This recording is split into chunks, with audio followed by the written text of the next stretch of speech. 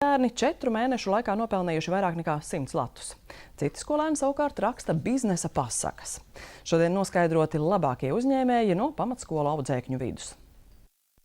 Pasakai par gaisa nodokli autors ir 2. 8. klases skolnieces, un viņas raksta, ka reiz senos laikos, kad uz pasaules vēl nebija tik daudz ļaunuma kā šobrīd, dzīvoja visļaunākais nodoklis uz pasaules - gaisa nodoklis.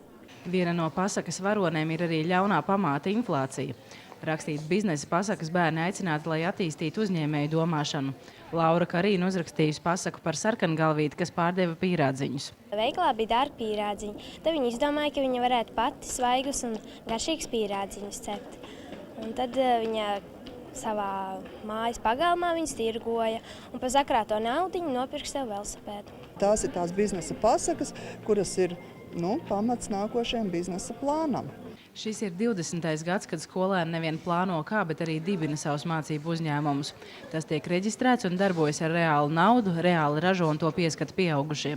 Skolotāji secinājuši, ka bērniem grūtākais bieži vien izrādās darbs komandā. Ir jāpielāgojās, ir jāizveido dažādu komandu. Viens, kurš ir perfekts dokumentos, viens, kurš spēj reklamēt, viens, kurš spēj uzstāties, runāt. Šīs dažādās prasmes. Es ražoju aksesuārus meitenēm un sievietēm. Es dzīvoju Gulbenē, un tur ir tā tikai veikalos, un es ar to, ka man ir lētākas cenas un ar to spēju konkurēt. Es apgleznoju krūzītes visādiem svētkiem. Šeit ir Valentīna dienas, un viena no jaunā gada Ziemassvētkiem ir palikusi. Mēs ražojam koka dēlīšus, rakstāmlietu turētājus un arī dzintaru kociņus. Mēs ražojam finieru kastītes, tējas kastītes. Un patiesībā mums diezgan veiksmīgi ir veicies visos tirdziņos. Mēs esam nopelnījuši aptuveni pie 50 latiem, tā ir tīrā peļņa. Vidējā jauno uzņēmēju peļņa svārstās ap 20 latiem 4 mēnešu laikā, taču dažiem izdevies nopelnīt pat vairāk nekā 100 latus.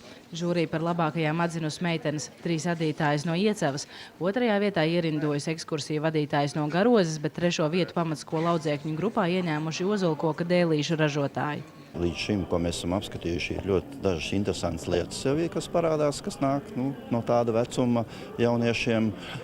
Un tad mēs skatāmies arī spēju, izklāstīt savu domu, pamatot savu ideju. Latvijā darbojas 500 mācību uzņēmumi.